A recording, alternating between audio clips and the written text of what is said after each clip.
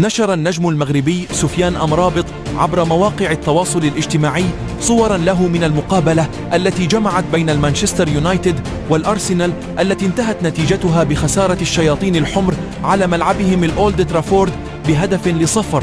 وعلق أمرابط على الصور التي نشرها قائلا: نتيجة مخيبة للآمال، شكرا على الدعم المذهل. بهذه الكلمات عبر سفيان أمرابط عن خيبته بالخسارة أمام الأرسنال الذي يتنافس مع المان سيتي عن لقب الدوري الإنجليزي. شارك سفيان أساسيا هذه المرة ولعب في مكانه المعتاد وسط ميدان دفاعي. لعب 87 دقيقة، قدم مجهود بدني كبير، تمكن من تكسير عدة هجمات للاعبي الأرسنال. أمرابط لازم دكة البدلاء لعدة مباريات، ولم يعتمد عليه المدرب تين هاغ إلا في بعض المقابلات التي دخلها كبديل وكمدافع في الجهة اليسرى.